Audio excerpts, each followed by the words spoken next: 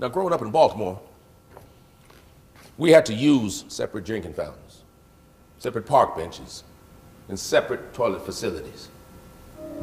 How many of you heard of Colored High? You see, that's where I went to school. That's where my mother went to school, too. Well, one day the teacher said in front of the whole class, "Thurgood, you are disputatious." And she handed me a copy of the United States Constitution and sent me down to the furnace room to memorize some part of it. I mean, it was her special punishment for me. But I got sent to the furnace room so often that by my senior year, I had memorized the whole thing by heart. By now, I knew I wanted to go to law school. The University of Maryland Law School was a 20-minute train ride from my house. And even though we paid taxes in the state of Maryland, they refused to accept my application. And the Plessy decision meant that they didn't have to. I told my mother, someday I'm going to get even. Now, the other choice was here at Howard University. But you know what they called Howard in those days? They called it the dummy retreat.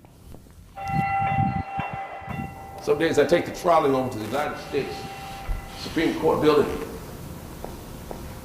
and I'd climb the steps, and I'd read those words carved in stone, "Equal justice under law." Professor Houston says that a lawyer who's not a social engineer is a social parasite. I believe that is God's truth.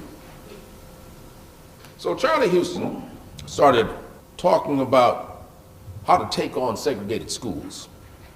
The University of Maryland does not accept Negro students. We maintain the Princess Anne Academy as a separate institution for the education of Negroes. Huh. This was Exhibit A. 1 year later, the Supreme Court agreed to hear our appeal. The case would be called Smith v. Allred. I called Buster the morning the decision came down, April 3rd, 1944. 8-1, honey, for us. New York City. Charlie Houston offered me a job in the legal department of the NAACP at $200 a month, and I grabbed it. So Buster and I moved to a tiny apartment in Harlem. Charlie had a plan.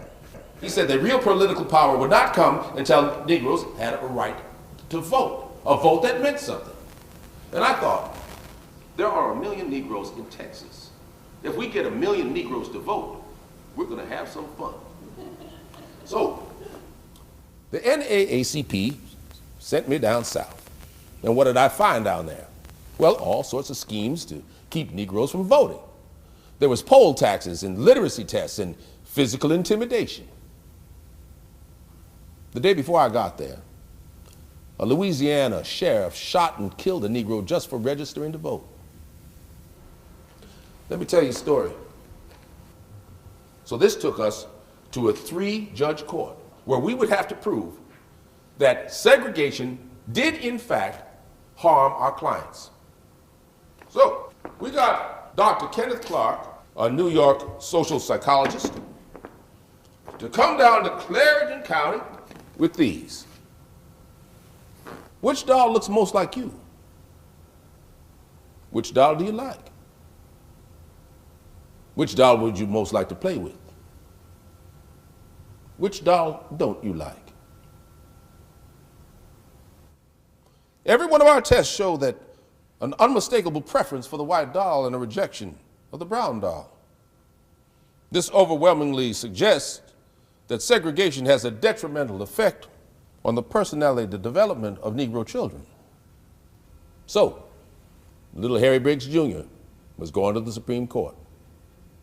Now is the time, we submit, that this court should make it clear that that is not what the Constitution of the United States stands for.